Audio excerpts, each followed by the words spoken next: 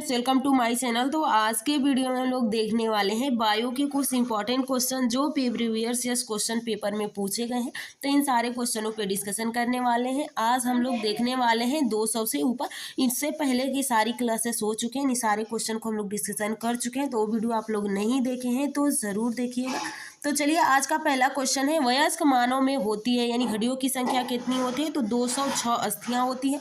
नाखून काटते समय दर्द नहीं होता है क्योंकि नाखून मृत कोशिकाओं के द्रव्य द्वारा बने होते हैं जिनमें रक्त संचरण नहीं होता है। नाखून शरीर का बेकार हिस्सा है। नाखून कैल्शियम फास्फेट का बना होता है। उपरोक्त में से कोई नहीं, तो ऑप्शन ए सही हो जाता है। अगला क्वेश्चन देखिए, 80% से अधिक सेल में पाए जाने वाले पदार्थ होते हैं प्रोटीन, चर्बी, खनिज, जल। तो यहाँ पे आप देख सकते हैं ऑप्शन डी सही हो जाता है, जल। अगला देखिए, निम्नलिखित में से कौन सा कथन प्राणियों में स्तंभ कोशिकाओं के प्रत्यारोपण के संदर्भ में असत्य है? तो ये प्राणी में जीवन भर स्वयं गुणन करती है, ये अंगों के क्षतिग्रस्त ऊतकों की मरम्मत करती है, ये एक या अधिक प्रकार के विशिष्ट कोशिकाओं को बनाने की क्षमता रखती है, ये केवल भ्रूण में पाई जाती है। तो यहाँ पे सही हो जाता है, प्रत्यारोपण के संदर्भ में असत्य है। तो यहाँ पे ये केवल भ्रूण में पाई जाती है, यही असत्य है। अगला देखिए, मानव त्वचा है एक कोशिका, एक ऊतक, एक अंग, उपयुक्त तीनों नहीं, उपयुक्त में से सभी। तो यहाँ पे हो जाता है एक अंग है, मानव का जो त्वचा होता है एक अंग है। अगला क्वेश्चन देखिए, हाल ही में प्रथम बार किस देश के वैज्ञानिक ने स्टेम सेल्स से मनुष्य के लीवर कोशिकाओं की रचना की है? चीन की, यूएसए की, आगे देखिए जापान के, भारत के। तो यहाँ पे सही ऑप्शन हो जाता है जापान। राइबोजाइम्स होते हैं डीएनए, आरएनए, प्रोटीन्स, इनमें से कोई नहीं। तो ये जो राइबोजाइम्स होता है आरएनए होता है। अगला देखिए, प्रोकैरियोटिक कोशिकाओं में नहीं होता है केंद्रक, राइबोसोम, डीएनए, कोशिका भित्ति। तो यहाँ पे आप देख सकते हैं कि यहाँ पे केंद्रक नहीं होता है, अफूर्ण विकसित होता है। जीन बने होते हैं हिस्टोन में, लाइपोप्रोटीन में, हाइड्रोकार्बन से, पॉलीन्यूक्लियोटाइड से। तो ऑप्शन डी सही हो जाता है, पॉलीन्यूक्लियोटाइड। यहाँ पे देखिए, एक डीएनए में 20,000 बेस जोड़े हैं, इसमें कितने न्यूक्लियोटाइड उपस्थित होंगे? तो ऑप्शन बी सही हो जाता है, 40,000। यानी 20,000 बेस जोड़े हैं तो इसमें 40,000 न्यूक्लियोटाइड होंगे।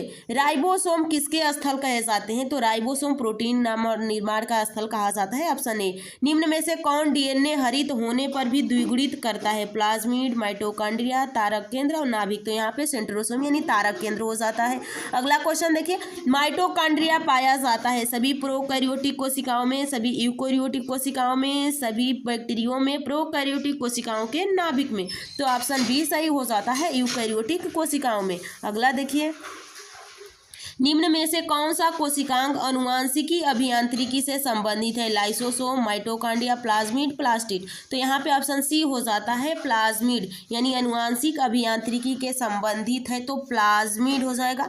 निम्न में से किस कोशिकांग में झिल्ली नहीं होता है? तो लाइसोसोम, राइबोसोम, गोल्जी का, माइटोकॉन्ड्रिया। तो यहाँ पे सही हो जाता है राइबोसोम। अगला क्वेश्चन देखिए, जीव द्रव्य में अधिक संख्या में पाया जाने वाला पदार्थ होता है तो हो जाता है जल। अगला देखिए, विभिन्न जातियों के एक्स सीटू संरक्षण के लिए निम्न में से कौन सा संबंधित है? हर्बेरियम, वनस्पति संग्रहालय, शुक्राणु बैंक, रुधिर बैंक, जर्म प्लाज्म बैंक की। तो यहाँ पे सही हो जाएगा ऑप्शन डी। अगला देखिए, लाइसोसोम बनता है तो लाइसोसोम किससे बनता है? माइटोकॉन्ड्रिया, सेंट्रियोज, प्लाज्मा झिल्ली, गोल्जी काय। तो यहाँ पे सही हो जाता है, गोल्जी काय से बनता है। जो लाइसोसोम होता है गोल्जी काय से बनता है।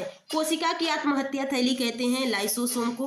क्रोमोसोम्स में पाया जाता है डीएनए, आरएनए और हिस्टोन प्रोटीन और नॉन हिस्टोन प्रोटीन, यानी ऑप्शन डी सही हो जाता है। अगला देखिए, स्तनधारी में लेडिंग कोशिकाएं पाई जाती हैं तो यहाँ पे यकृत में, वृषण में, वृक्क में, ग्रहणी में। तो यहाँ पे सही हो जाता है ऑप्शन बी, वृषण में। प्रोकैरियोटिक से यूकैरियोटिक भिन्न होता है तो यहाँ पे देख सकते हैं प्रोकैरियोटिक से यूकैरियोटिक भिन्न होता है अस्पष्ट झिल्ली की अनुपस्थिति से। अगला देखिए, लाइसोसोम का लक्षण किसके अधिक में उपस्थित होता है? किसकी अधिक संख्या में उपस्थित कारण दिखाई पड़ता है? तो लाइसोसोम में देख सकते प्रोटीन, वसा, द्रवित पदार्थ, हाइड्रोलाइटिक एंजाइम। तो ऑप्शन डी सही हो जाता है, हाइड्रोलाइटिक एंजाइम। अगला देखिए, जीन है एक, जीन है तो जीन डीएनए और एक हिस्टोन प्रोटीन का भाग है, डीएनए का एक भाग है, डीएनए और आरएनए का हिस्टोन का एक भाग है, उपरोक्त सभी। तो यहाँ पे सही हो जाता है, डी जो जीन होता है डीएनए का एक छोटा सा भाग होता है। आगे देखिए, जीव कोशिकाओं में अनुवांशिक लक्षण के नियंत्रण में निम्नलिखित में से कौन सा उत्तरदायी है? Enzyme, hormone, RNA, DNA. उपरोक्त में से कोई नहीं, उपरोक्त में से एक से अधिक। तो ऑप्शन डी सही हो जाता है, डीएनए। जीव कोशिकाओं में अनुवांशिक लक्षण का नियंत्रण डीएनए करता है। जन्म के बाद मानव के किस ऊतक में कोई विभाजन नहीं होता है? तो तंत्रिका में कोई विभाजन नहीं होता है। ससीम केंद्रिकी कोशिका में निम्नलिखित में से कौन सा कोशिकांग अंगक जीवाणुवीय कोशिकाओं के पश्चबंधन या परिग्रहण के द्वारा विकास प्रक्रिया के दौरान प्राप्त होता है? तो ऑप्शन डी हो जाता है, माइटोकॉन्ड्रिया। मानव शरीर में कोशिका वृद्धि एवं विभेदन अति नियंत्रित एवं नियमित होते हैं, किंतु कैंसर कोशिकाओं में नहीं। तो ऑप्शन ए, इन नियमित क्रियाविधि के खराब हो जाने से सुदम होते हैं। अगला देखिए, युग्मक संलयन के परिणाम स्वरूप क्या बनता है? तो युग्मक संलयन के परिणाम स्वरूप द्विगुणित युग्मनज बनते हैं, यानी डाई। यहाँ पे देखिए अगला, कोशिका के जीवित अंश जीव द्रव्य प्रोटोप्लाज्म कहलाता है। यह किससे बना होता है? तो ऑप्शन डी हो जाए, कोशिका द्रव्य और केंद्रक द्रव्य और अन्य कोशिकांग से।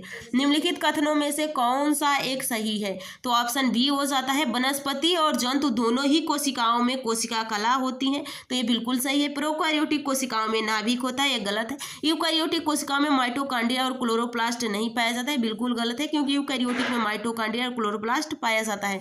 राइबोसोम केवल यूकैरियोटिक कोशिकाओं में उपस्थित होता है। तो यहाँ पे ऑप्शन सही हो जाता है आप लोग का ऑप्शन बी। अगला क्वेश्चन देखिए, निम्नलिखित में कौन सा भाग वनस्पति और जंतु दोनों ही कोशिकाओं में पाए जाते हैं? तो ऑप्शन सी हो जाता है, कोशिका कला, कोशिका द्रव्य और केंद्रक। अगला देखिए, क्योंकि कोशिका कला, हरित लवक और रिक्तिकाएं, ये हरित लवक प्लांट में पाया जाता है, लेकिन ये दोनों में पूछा है, क्योंकि ये मानव में यानी जंतु में नहीं पाया जाता है। कोशिका भित्ति प्लांट में पाया जाता है, जंतु में नहीं पाया जाता है।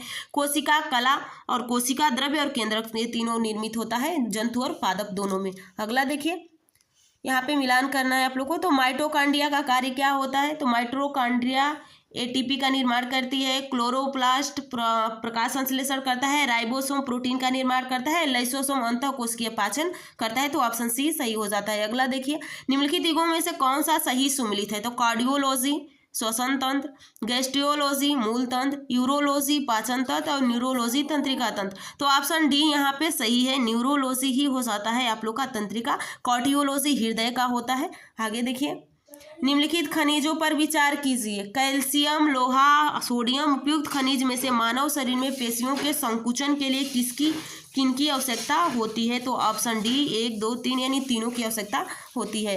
अगला देखिए, शरीर में श्वास अथवा खाने में पहुंचा सांस लेड स्वास्थ्य के लिए हानिकारक है। पेट्रोल में शीशे का प्रयोग प्रतिबंधित होने के बाद से अब शीशे की विषाक्तता उत्पन्न करने वाले दो कौन कौन से हैं? तो प्रगलन इकाइयाँ, पेन, कलम और पेंसिल, पेंट, केस तेल और प्रसाधन सामग्रियाँ। तो यहाँ पे ऑप्शन बी सही हो जाता है, पहला और तीसरा। अगला क्वेश्चन देखिए, निम्नलिखित कथनों पर विचार कीजिए। चाय तथा कॉफी का संगठन कैफीन एक मूत्रवर्धक होता है। अगला देखिए, मृदु पेय में सिट्रिक अम्ल का प्रयोग होता है। स्कर्बिक अम्ल हड्डियों तथा दांतों के निर्मित होने के लिए आवश्यक है। हमारे पोषण में स्कर्बिक अम्ल के लिए सिट्रिक अम्ल एक अच्छा प्रतिस्थापन को उपयुक्त करने में से कथनों में से एक कौन सा सही है? तो ऑप्शन बी हो जाता है, पहला, दूसरा और तीसरा।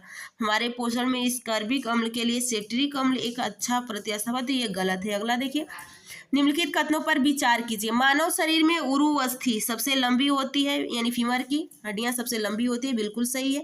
हैजा रोग जीवाणु के द्वारा, विषाणु के द्वारा होता है। एथिल फुट जीवाणु के द्वारा होता है। तो ऑप्शन यानी हैजा रोग जीवाणुओं के द्वारा होता है।